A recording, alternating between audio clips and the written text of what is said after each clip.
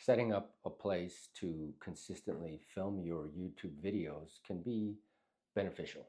And today, I would like to talk to you about setting up your YouTube space. And today, here I am in my new space right here, a new space in my home that I'm setting up for my YouTube videos. And this is where I will be doing most of my photo editing, even some practice camera work here in this small studio. So I want to talk to you about 5 points today that can help you be successful in setting up your YouTube space. And keep in mind that YouTube and content on social media has become a very important part of my business and can also be an important part of your business. It can help you drive traffic, get the word out, give you targets for content creation, and get you in the habit of creating value for others so that you can learn things and then produce information based on what you learn and help others along the way. So today, that's what I'm doing here in this video, where I'm showing you how I'm going from a blank canvas in this new studio space to eventually building out my YouTube studio. So here's some things that you want to keep in mind, 5 points to help you along the line of setting up your YouTube space. So number one, I got a list here of things I'd like to talk about is lighting consideration. Now, because I use primarily, excuse me, an iPhone 15 Pro Max for the filming of my YouTube content, I don't need a lot of lighting or specialty lighting. That's one of the benefits of using an iPhone 15, which I highly recommend. And we can go more into using soft boxes and studio lighting and things along those lines. But here we are in front of a window in my new YouTube space, and the lighting isn't all that bad. So lighting considerations are something that you want to keep in mind, and just know that you can start with a very minimal approach using just window light. Okay, so number two, my point that you want to take into consideration for setting up your YouTube space is you want to think about camera placement. So consistency is a good thing, and it's always good to use a space that you're going to use over and over again and get the camera far enough away from yourself that you can get your head and maybe your shoulders in the shot.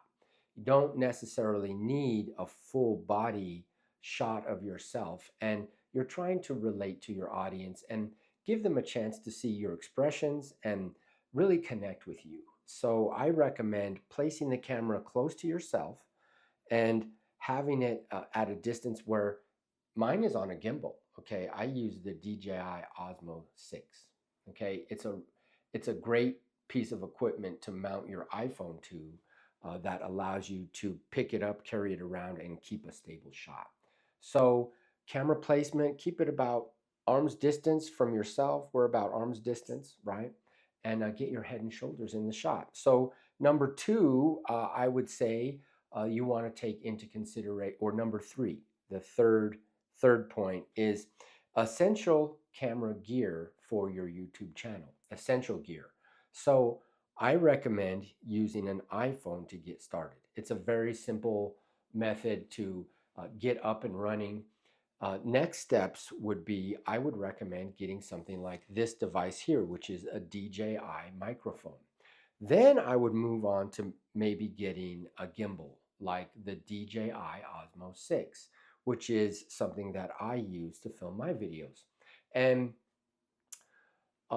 you can start with the simplest things. Even if you just take your iPhone and prop it up on something, prop it up on a box, you can start really simply. The point that I'm trying to make here with essential gear is just get started with the simplest way forward that you can, so that these things aren't holding you back from creating content and getting better at creating value for your clients. and your customers and potential customers and for your audience. Okay, growing a YouTube channel to help grow your business is a proven method to help you become more successful as a business owner. It works today in 2024, and I highly recommend it. So, essential camera gear, essential gear for your YouTube channel. First of all, use your phone. If you have a Galaxy, a Samsung, I use an iPhone 15 Pro Max. I also have another iPhone, an iPhone 12 that I use also to create content and photograph things. And then I can use it to like put my notes and things on when I'm making videos. All right. So, excuse me. Next, point number 4 is when you're setting up your YouTube space, think it through, right? Think about what kind of set dressing you're going to have. Think about who your audience is and what you're trying to say. You don't want something in the background that's too busy.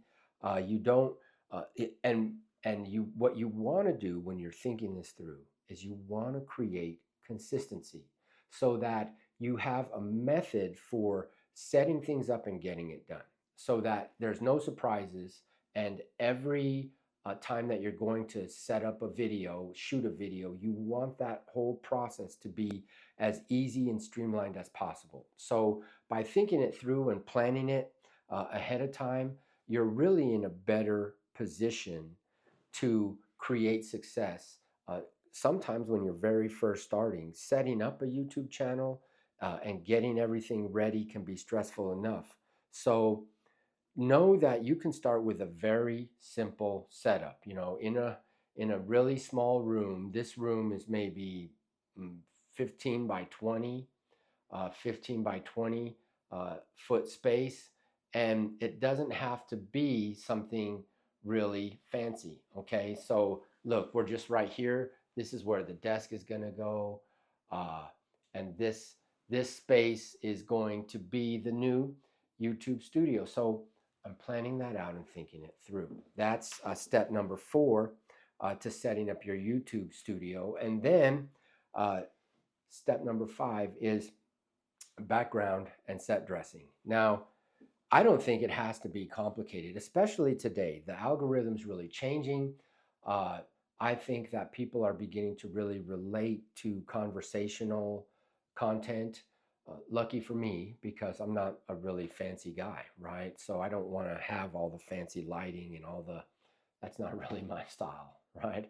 So I'm more of a down to earth, a bare bones kind of just get it done kind of guy myself. So I might put some lighting in there, but it doesn't have to be extremely fancy. And this back here, what you're looking at here, these bookshelves are where I'm going to put my books. A lot of this stuff is packed up right now because I'm currently moving from one residence to another. And so I'm taking these things into consideration as I'm getting started from the very beginning to ensure success. Okay, so those 5 points that I'm making for this video for you to build out your YouTube studio from scratch, going from a blank canvas to creating your YouTube studio masterpiece. All right, the 5 points are lighting considerations, number 1.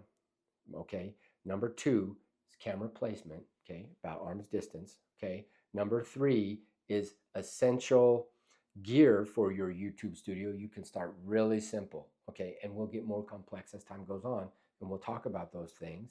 Number 4 is thinking it through and planning your setup. And number 5 is background and set dressing.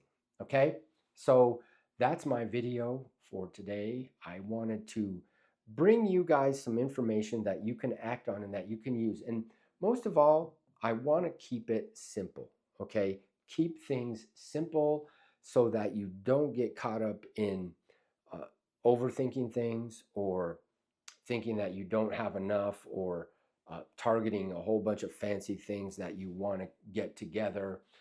There's nothing wrong with fancy. It's just that sometimes those things can hold you back from having success. So I recommend start simple, Those are 5 steps that you can take action on to help you get your YouTube channel set up, which is all part of building a successful photography business. I highly recommend it. YouTube is a great thing. Also, you can create your Instagram content from here, Facebook content. All those things can be taken from snapshots of your YouTube videos, and all of these things work together. Okay, building your email list, and creating some content that can actually help some people. I hope you guys got something good out of that today and are motivated to move forward and to build out your YouTube space, your YouTube studio. All right, until next time.